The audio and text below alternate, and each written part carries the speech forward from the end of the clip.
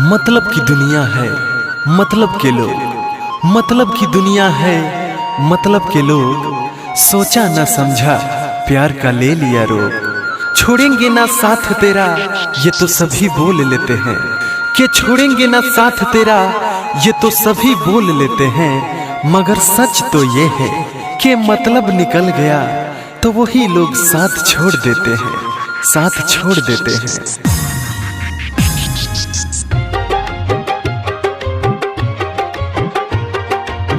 याद तो हर अपना दिल में दबाई के रोइले रोजो रतिया में असुआ बहाई के रोइले रोजो रतिया में असुआ बहाई के गइलू भूल काहे हमके ससुरा जाई के रोइले रोजो रतिया में असुआ बहाई के रोइले रोजो रतिया में असुआ बहाई के।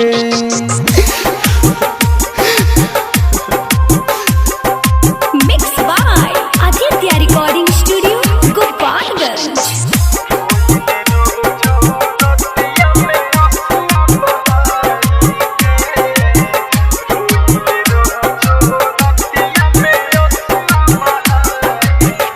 बात याद बोला कि ना बहावे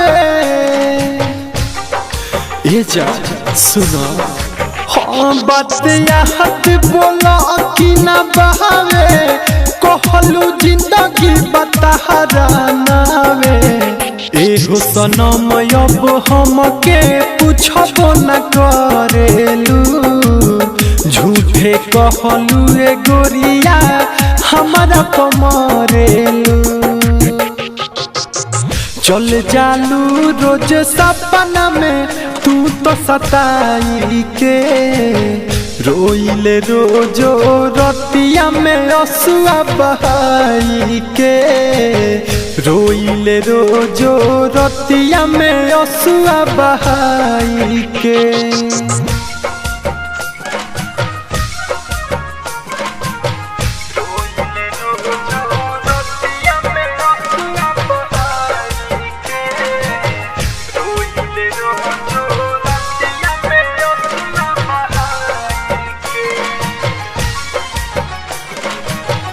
खाली तो हर याद सतावे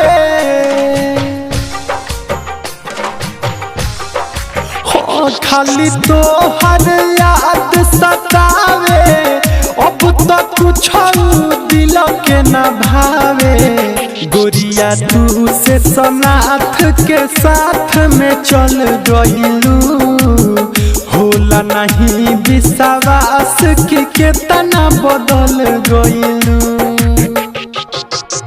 तोह से कहेला दीपकवा दर्द सुनाई के रोइले रोजो रतिया में लोरावा बहाई के रोइले रोजो रतिया में असुआ बहाई के गइलू भूल काहे हमके ससुरा जाई के रोइले रोजो रतिया में असुआ बहाई के रोइले रोजो रतिया में असुआ बहाई के।